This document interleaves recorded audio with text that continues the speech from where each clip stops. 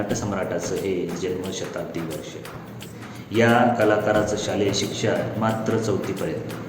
कामगार ते नटसम्राट, वाखाणण्याजोगा प्रवास त्यांनी भूमिका केलेला पहिला मराठी चित्रपट. आणि या चित्रपटगृहातील तिकीट बारीवर आपल्या चित्रपटाची तिकीटेही विकली. मराठी चित्रपटाचा इतिहास जाणून मराठी असल्याचा अभिमान. घरगडी ते सिने अभिनेता हा प्रवास एखाद्या चित्रपटाचा किंवा स्वप्नातला वाटावा असाच आहे. पण हे वास्तव आहे. मास्टर विनायकांच्या घरी घरगड्याचे काम चित्रपटात काम मिळावं या उद्देशाने केलं. पण मास्टर विनायकांचे वयाच्या 41व्या वर्षी निधन झालं.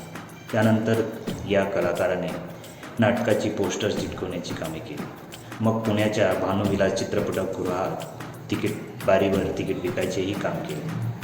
प्रफुल्ल पिक्चर्समध्ये ऑफिस बॉय, सुतारकाम, मेकअप आर्टिस्ट, प्रकाश योजना ही कामे करता करता ते एक्स्ट्रा नट बनले. पुढे दामोअण्णा मालवणकर यांच्या प्रभाकर नाट्य मंदिरात ते प्रॉम्प्टर झाले. आणि नाटकात अभिनयाची लकब दाखवता दाखवता त्यांनी भूमिका केलेला पहिला मराठी चित्रपट अखेर जमलं पुण्याच्या भानुविलास चित्रपटगृहात लागला. आणि या चित्रपटगृहातील तिकीट बारीवर आपल्या चित्रपटाची तिकीटेही विकली. आता तुमची उत्सुकता वाढली असेल की हा अभिनेता कोण? एक एक पायरी कलेची इमारत चढत त्या होणारी कलाकाराने अभिनयाचा उच्च कळस गाठला.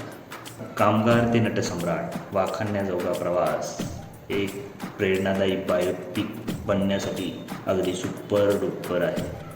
सगळ्यात मजेशीर गोष्ट म्हणजे या कलाकाराचं शालेय शिक्षण. या कलाकाराचं शालेय शिक्षण मात्र 4थीपर्यंत. आणि 4थीपर्यंत शालेय शिक्षण करणाऱ्या या कलाकाराची शब्दावर पकड आणि शब्दफेक मात्र पदवीधर असल्याजोगाच आहे. कृष्णधवल चित्रपटापासून नाटक, दूरचित्रवाहिनी यावर आपला ठसा उमटवणाऱ्या नटसम्राटाचं हे जन्मशताब्दी वर्ष. तेव्हा या अभिनेत्याचं नाव काय कमेंटमध्ये सांगा. पुढील व्हिडिओत नाव, गाव, पत्ता, कारकीर्द आणि परिवारातील कलाकारांची ओळख घेऊन येऊ.